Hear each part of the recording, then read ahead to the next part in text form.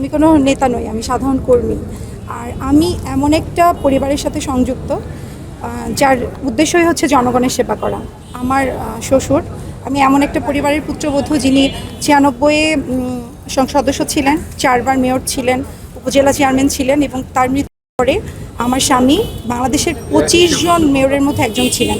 যে সময়ে আমরা ভোট করতে ভয় পেতাম 2015 সালে, তো সেই সময়ে দেখা গেছে যে আমার স্বামীর উপস্থিতি এবং অনুপস্থিতি আমি সেই শূন্য জায়গাটা পূরণ করি।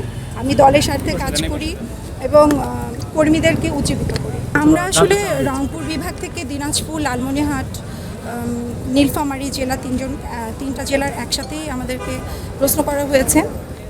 আমাদেরকে সবাইকে একটা কমন কোশ্চেনই করা হয়েছে যে আমরা কেন মনোনয়ন চাই। তো আমার জায়গা থেকে আমার এলাকায় 2,91,000 ভোটার, অর্ধেকই নারী। তো সেখানে আপনারা সবাই জানেন যে নীলফামারী জেলাতে সবাই জামাত প্রার্থী, জামাত এমপি হয়েছে, সেই জায়গাটা বিএনপির আসনটা শূন্য। তো আমি সেখান থেকে মনে করি নীলফামারীতে পিছিয়ে পড়া জনগণ, স্পেশালি নারীদের জন্য, যেহেতু অর্ধেকই নারী, আমি যদি সংসদ সদস্য হই তাহলে নারীদের জন্য কাজ করতে পারবো। এবং আমাদের প্রধানমন্ত্রী তারেক রহমান 31 দফার আলোকে একটা কথা বলেছিলেন যে নারীদের উচ্চশিক্ষা, নারীদের কারিগরি শিক্ষার প্রসারে তিনি কাজ করবেন। তো আমার এলাকায় আমি অনুভব করি যে আমার এলাকার মহিলারা অনেক কর্মঠ, কিন্তু তারা সুবিধা বঞ্চিত। যেহেতু আমার বাড়ি এমন একটা জায়গায় যে আমরা তিস্তা, চারালকেঠা অববাহিকা এলাকায়, তো প্রতি বছর নদী ভাঙন, শিক্ষার হার কম। সেখানে একজন তরুণ থেকে, যেহেতু উনি আমাদের প্রধানমন্ত্রী দেশরত্ন তারেক রহমান নিজেই একজন তারুণ্যের পরীক্ষিত সৈনিক, তো সেখান থেকে আমি তরুণ হিসেবে আমাকে যদি আসনটি উপহার দেওয়া হয়, আমি আশা করি আমি জনগণের কল্যাণে কাজ করতে পারবো ইনশাআল্লাহ।